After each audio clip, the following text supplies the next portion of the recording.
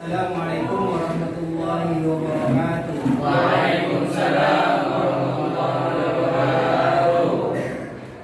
Gimana kabar hari ini? Baik. Sudah sarapan? Sudah. Alhamdulillah. Ya, mari sebelum pelajaran kita mulai, alangkah baiknya kita berdoa dulu. Semoga ilmu yang akan kita tiba hari ini mendapatkan ilmu yang barokah dan manfaat. Amin. Untuk memimpin doa kepada ketua kelas, silakan dipimpin doanya. Sebelum mengikuti pelajaran, marilah kita berdoa dahulu doa dimulai. Bismillahirrahmanirrahim. Rabbi zidna ilma warzuqna fahma. Rabbi shrah li sadri wa yassir li amri wahlul 'uqdatam min lisani yafqahu qawli waj'al li waziran min ahli. Amin ya rabbal alamin. Saya coba absen terlebih dahulu. Ali Rifki, Abdul Kamil, Fajar Ramadan, Aldi Miftahul Arifin, Abu Saigan, Nur Hasan, Hayyim Baki. Nah, sebelum menginjak kepada Bank Sentral, saya mau nanya terlebih dahulu tentang materi sebelumnya. Yaitu materi sebelumnya adalah materi tentang keuangan. Saya tanya, mungkin kalian sudah paham atau mungkin juga sudah ingat tentang materi-materi yang telah lalu, yaitu pengertian lembaga keuangan.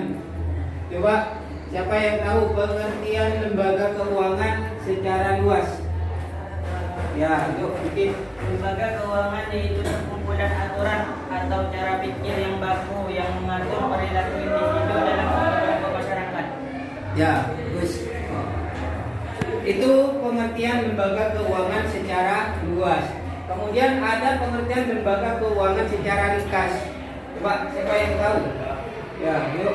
Lembaga keuangan adalah lembaga yang kegiatan utamanya mengumpulkan dan menyalurkan dana dari pihak yang memiliki dana unit surplus kepada pihak yang membutuhkan dana unit defisit. Ya, bagus. Berarti kalian masih ingat dengan materi yang telah lalu. Kemudian coba sebutkan jenis-jenis bank berdasarkan fungsinya. Apa yang tahu? Saya Pak. Ya, yuk. Jenis bank berdasarkan fungsinya terbagi menjadi dua macam, yaitu bank umum dan bank perkreditan rakyat. Bagus. Terakhir, sebutkan peran bank umum. Apa yang tahu? Ya. Ya, Hasan. 1. Menyediakan berbagai jasa perbankan. 2. Sebagai jantungnya perekonomian. 3. Melaksanakan kebijakan moneter. Bagus. Jadi itu tentang lembaga keuangan materi yang telah lalu. Sekarang kita menginjak pada materi sekarang, yaitu tentang bank sentral. Ya, bank sentral. Kompetensi dasar yaitu mendeskripsikan bank sentral dalam perekonomian Indonesia.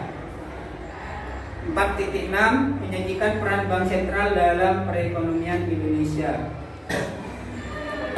Indikator menjelaskan pengertian bank sentral. Kemudian tujuan. Ya, jadi kalian di dalam mempelajari bank sentral ini nanti tujuannya yaitu kalian bisa menjelaskan tentang pengertian bank sentral, juga fungsi, tujuan, dan bahkan juga wewenang dari bank sentral. Kita lanjutkan. Nah, sekarang kalian buat kelompok, ya, buat kelompok di mana dalam satu kelompok itu terdiri dari 4 orang.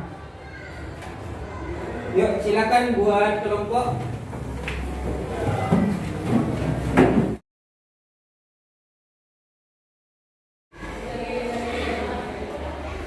Nanti saya akan menampilkan sebuah video, di mana nanti kalian jelaskan pengertian dari bank sentral, kemudian tujuan, fungsi dan wewenang dari bank sentral.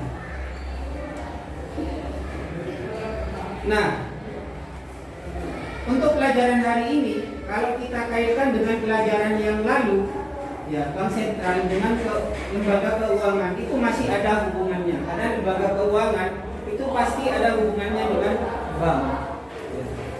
Terutama di sini adalah bank sentral. Bank sentral.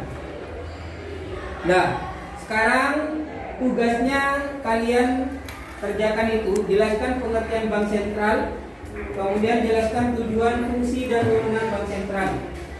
Ini saya tampilkan videonya. Bank Indonesia juga berfungsi sebagai lender of the last resort atau sebagai tempat terakhir bagi perbankan untuk meminjam kredit dan juga untuk pembiayaan berdasarkan prinsip syariah kepada bank yang mengalami kesulitan keuangan karena ada penghasilan dan nasabah dari bank itu sendiri. Pinjaman tersebut menjaga waktu maksimal 90 hari dan bank menerima pinjaman wajib dengan jaminan yang berkualitas tinggi serta mudah dicairkan dengan nilai sekurang-kurangnya sama dengan jumlah pinjaman. Selain itu, Bank Indonesia mempunyai kewenangan untuk menetapkan jumlah kebijakan dari komponen sistem pembayaran nasional. Alat pembayaran yang boleh digunakan di Indonesia, standar alat pembayaran, serta pihak-pihak yang dapat menerbitkan atau memproses alat-alat pembayaran tersebut. Sekedar informasi ini, Bank Indonesia merupakan satu lembaga yang berwenang untuk mengeluarkan dan mengedarkan uang rupiah, serta mencabut, menarik, dan memusnahkan uang dari peredaran.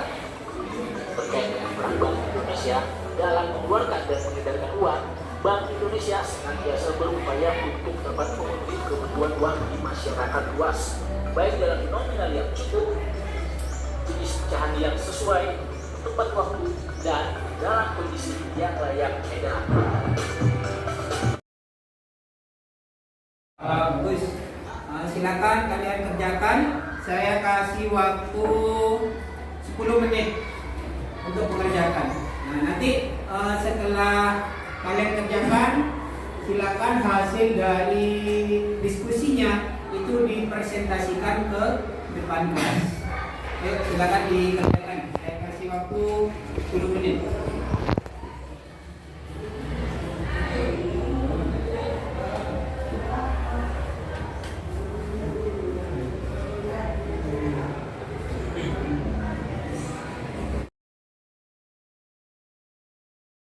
Silakan untuk yang mau presentasi dari kelompok, coba yang ini, yuk silakan presentasi hasil dari diskusinya. Kemudian untuk kelompok yang lain, misalnya nanti ada yang mau ditanyakan kepada kelompok yang ini yang lagi presentasi, silakan ditanya ya. Ya. Kemudian misalnya yang di depan, ya misalnya tidak bisa menjawab, kelompoknya bisa dipanggil untuk membantu menjawab juga ya. Yuk, ayo silakan dipresentasikan hasil diskusinya. Bank sentral. Satu, bank sentral. Bank sentral adalah suatu institusi yang bertanggung jawab untuk menjaga stabilitas harga atau nilai suatu mata uang yang berlaku di negara tersebut. Dua, tujuan bank sentral. Adapun dalam kapasitasnya sebagai bank sentral, Bank Indonesia mempunyai tujuan tunggal, yaitu mencapai dan memelihara kestabilan nilai rupiah 3. Fungsi bank sentral. Bank Indonesia dapat berfungsi sebagai lender of the last resort dengan memberikan kredit atau pembiayaan kepada bank yang mengalami kesulitan.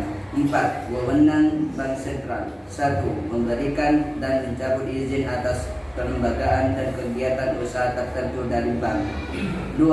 Menetapkan peraturan di bidang perbankan. 3. Melaksanakan pengawasan bank baik secara langsung maupun tidak langsung. 4. Mengenakan sanksi terhadap bank sesuai ketentuan perundangan. Ya, itu presentasi dari kelompoknya Imam. Ya. Yuk, kasih aplaus dulu buat kelompoknya. Ya, dari kelompok ini mungkin ada yang mau ditanyakan dari kelompok yang lain. Pak, Ya, yuk kelompoknya. apa maksud bank sentral mempunyai satu tujuan tunggal? Karena perumusan tujuan tunggal ini dimaksudkan untuk memperjelas sasaran yang harus dicapai Bank Indonesia serta batas-batas tanggung jawabnya. Ada lagi, yuk silakan bertanya. Coba berikan contoh-contohnya bank umum. Untuk bank umum atau komersial berdasarkan jenisnya terbagi menjadi dua, yaitu bank devisa dan bank non devisa. Contohnya bank devisa, Bank Negara Indonesia, Bank Rakyat Indonesia, Bank Mandiri, Bank Sentral Asia, Bank Bukopin, Bank Danamon, Bank Syariah Mega Indonesia.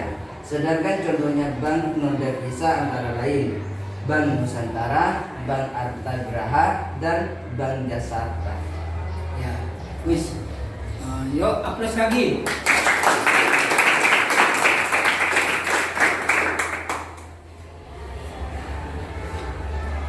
Nah, silakan duduk untuk kelompoknya Imam. Kesimpulan dari materi hari ini yaitu adalah bank sentral. Bank sentral adalah sebuah instansi yang bertanggung jawab atas kebijakan moneter di wilayah negara tersebut. Kemudian tujuan bank sentral yaitu mencapai dan memelihara kestabilan nilai rupiah. Kita lanjutkan pada fungsi bank sentral. Apa fungsinya bank sentral? Yaitu menetapkan dan mengatur kebijakan moneter, mengatur dan menjaga kelancaran pembayaran, serta mengatur dan melakukan pengawasan terhadap bank umum.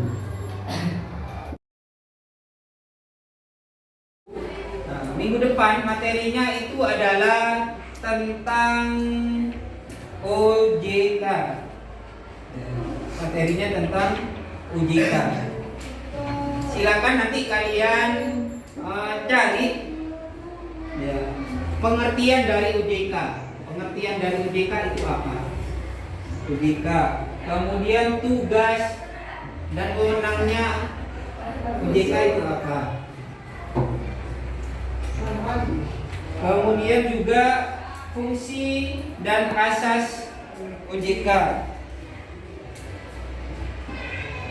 Dan yang terakhir yaitu strukturnya. Jadi kalian nanti silakan cari buku-buku yang referensi, kemudian buka di internet tentang materi yang akan datang yaitu tentang OJK.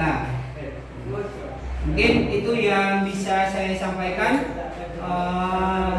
Mudah-mudahan hari ini dan seterusnya kita selalu diberikan kesehatan oleh Allah Subhanahu wa taala.